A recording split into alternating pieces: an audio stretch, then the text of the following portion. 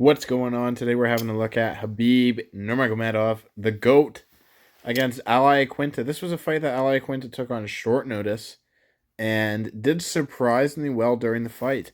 So we're going to have a look at what happened in this fight. We're going to start with this first clip off here. Khabib goes for the head inside single, and Iaquinta tries to do the limp leg escape, and it fails. Khabib ends up getting the takedown. So let's just have a look at what happened in this sequence and break it down a little bit.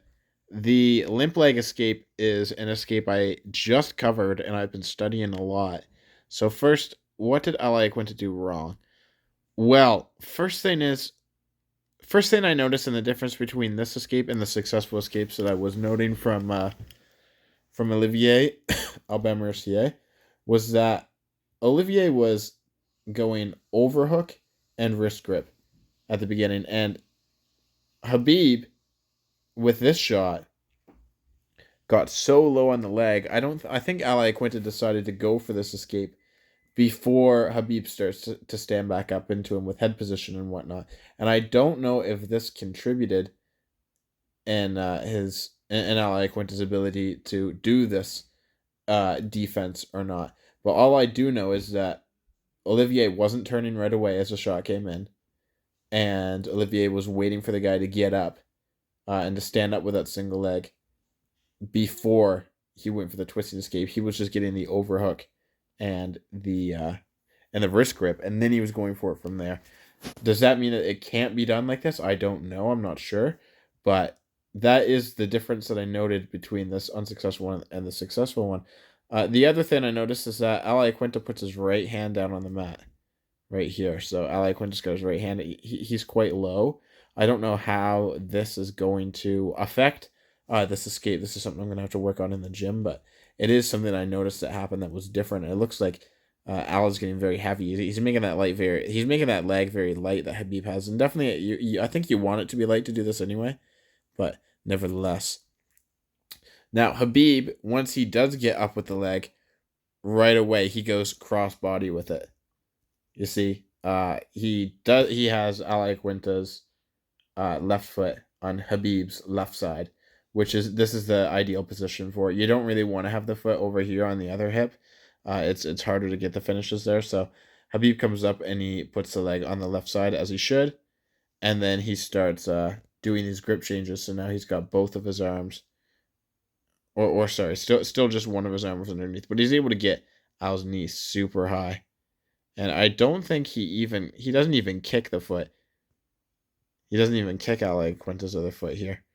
He just brings it up so high and runs him down. And Al kind of accepts the fall here, trying to get some sort of guard work going, but it looks like he doesn't really have that much direction of what he should do. So maybe he would have been more successful had he went overhook and wrist grip to then try and go. Or maybe this was the ideal thing, it's just he wasn't able to pull it off.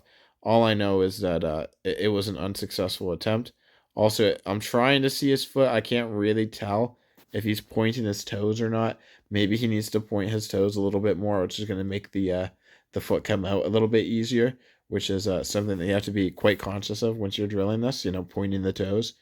But another thing I noticed is that once Olivier was unsuccessful in his first attempt, he would turn back completely.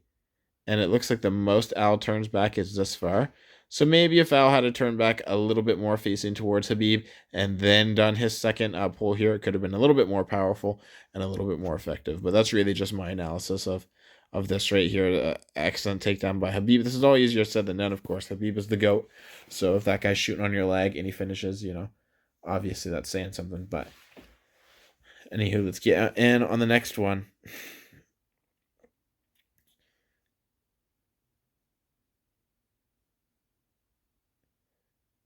So this is a takedown that Khabib does in this fight multiple times, and he just does such a beautiful job. First thing I want to note is Iaquinta's option to go 2-on-1 on this wrist. I'm with this. I understand. What I'm not with is this second hand coming over the head. I would prefer that to be in front of the face and gripping the tricep. And that's actually something I noted when Olivier fought Arman, is that once he doubled up on that wrist, The other one, well, actually, he didn't double up on the wrist. Um, it was one hand on the wrist, and then Iaquinta's other hand should be underneath of Khabib's chin, in front of Khabib's face, and grabbing the tricep. And that's like the little arm drag set, because it's going to be really hard for Khabib to do anything with only one hand. So first thing Khabib has to do is break this grip, which he does.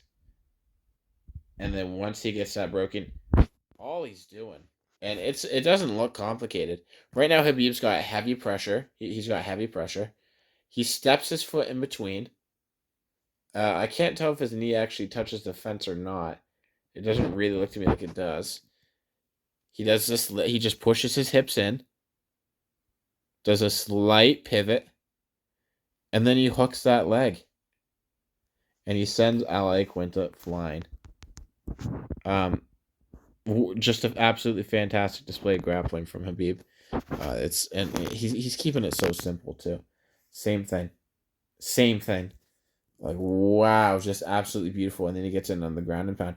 Now this time, Iaquinta has his arm in the position that I had talked about, except it looks like he's trying to threaten some sort of front choke. Instead, I would have preferred to have had this hand behind Khabib's elbow, gripping on the tricep there. But you can see he's fighting that wrist, same. He loses it, and he starts threatening the choke, and Khabib does not care.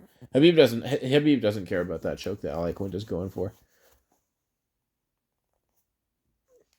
Let's watch that one more time. In, lift, kick out the second leg. Just very, very beautifully done. And, keep in mind, this is with Iaquinta's leg on the outside. Khabib's not doing this once Iaquinta's foot is between his knees. He's not doing it once there's a strong shin whizzer, once he can't get close. Okay, let's have a look at it with this one. Just make sure that, yeah, it's the same thing, right? You can notice how Habib is going to split both of Iaquinta's legs with his right leg. So the shin whizzer isn't there. He's not getting blocked by Iaquinta's left shin, and Iaquinta's left foot is not in it. So that is a distinct factor that has to be a part of this, I believe. I believe this is Al, or maybe it's just the same thing. Same thing for the third time in the fight. It's like at that point, Raging Al, you gotta get a plan going on. And he just does it so effortlessly.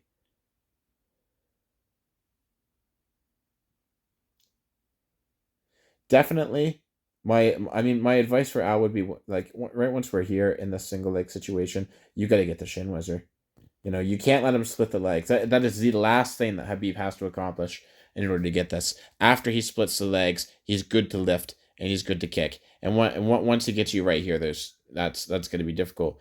But definitely he's got to get that foot involved, that left foot, because that's the leg that Khabib is attacking. He's got to get that shin involved, that knee, and he's going to start blocking Khabib. So that way Khabib can never get his hips into him. Because this is just an absolute nightmare. Getting Khabib in this deep, this is a game changing territory. But beautiful work by Khabib. I believe this one is Iaquinta successfully hitting the maneuver this time. So if we could try and have a note at what's different between this one and that first one. So he didn't go overhook wrist, right? He was able to successfully hit it without going overhook wrist. But I think once he did that first yank,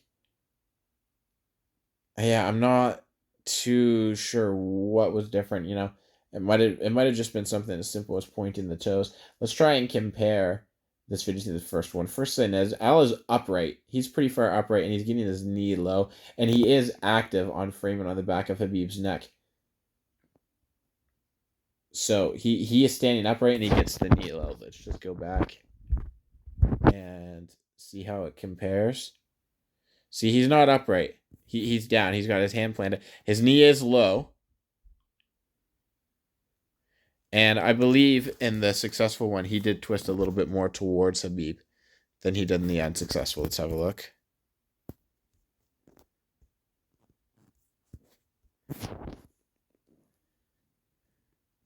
Yeah, see on this one, he turns almost completely back towards Khabib and then gets the yank as Khabib was trying to lift the leg up high. See, Khabib, I don't think Khabib should be trying to lift the leg up high if he doesn't have control of the knee, unless it's cross body, and you can get that guillotine grip. Because if it's cross body, if Khabib has Iaquinta's foot and places it across his body, like if he places it around this hip and he goes like an Achilles lock grip with his left leg, then if Iaquinta goes to turn away, he's just going to give Khabib his back. But because the leg isn't cross body, he doesn't really fear that back exposure as much.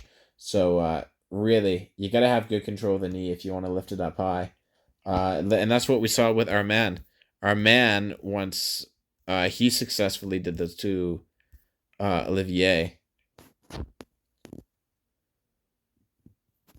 Not in this one. I'll find it. He gets the knee up so high because he got in on the shot.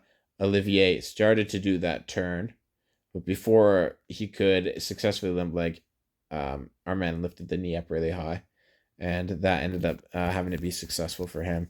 So, but Khabib, once Khabib failed this one, I believe it's this one. No, this one. Once Khabib failed this, he was lifting that leg up high, but he was lifting it up by the foot, and that's why Al was able to get in. So maybe if once we'd gotten right here, Khabib should have climbed right here as he was turning away.